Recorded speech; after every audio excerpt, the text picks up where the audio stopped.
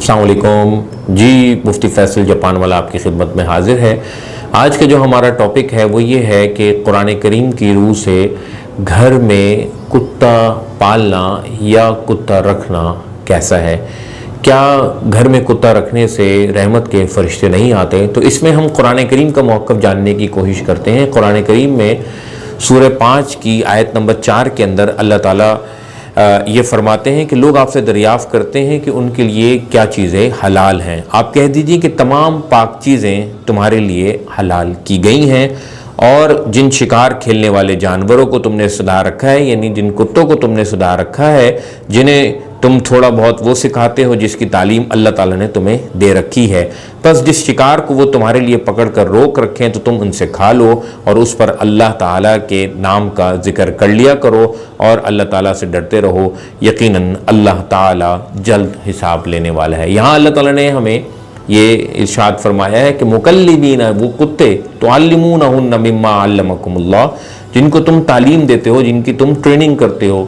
تو اب یہ وہ موقع تھا کہ اللہ تعالیٰ یہاں پہ فرماتے کہ ان کتوں کو تم گھر میں نہ رکھو، اس سے رحمت کے فرشتے نہیں آتے، جبکہ اللہ تعالیٰ نے اس بارے میں کوئی بات نہیں فرمائی۔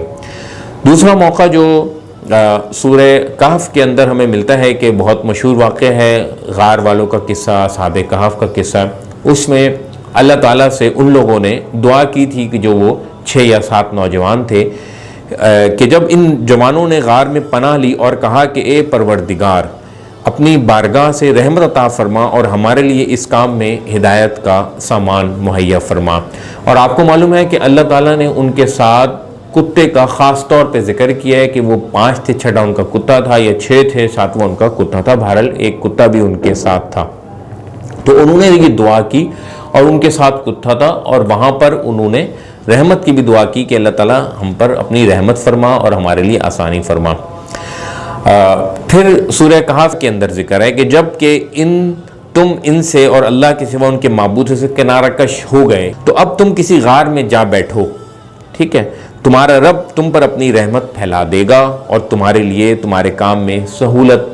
مہیا کر دے گا۔ یعنی اللہ تعالیٰ وعدہ کر رہے ہیں کہ تم کہیں کسی غار میں جا کے چھپ جاؤ اور پناہ لے لو، اور اللہ تعالیٰ وہاں پہ تمہیں اپنی رحمت سے ڈھانک لے گا اور اپنی رحمت کے جو پر ہیں وہ تم پر پھیلا دے گا۔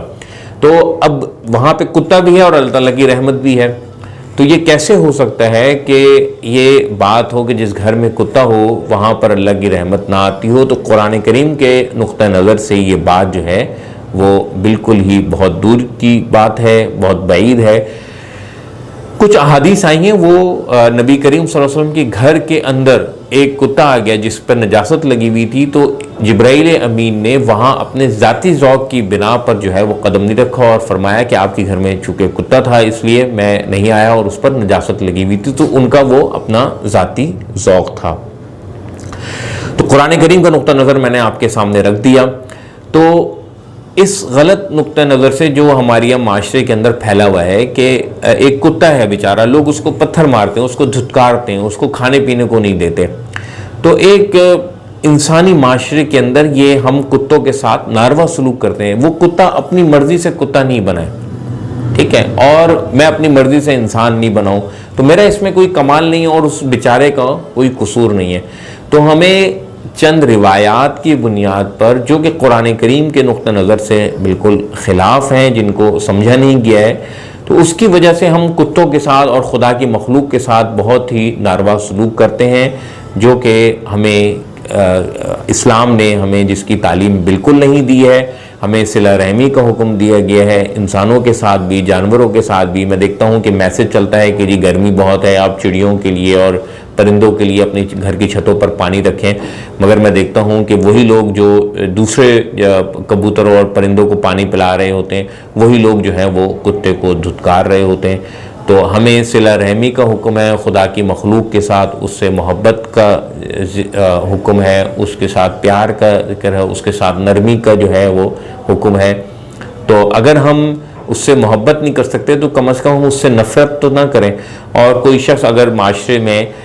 کتا پالتا ہے تو ہم اس کو برا تو نہ سمجھیں۔ تو ہمیں اس نقطہ نظر کو سمجھنے کی ضرورت ہے، قرآن کریم کا مدعا کتے کے حوالے سے سمجھنے کی ضرورت ہے، اور اپنے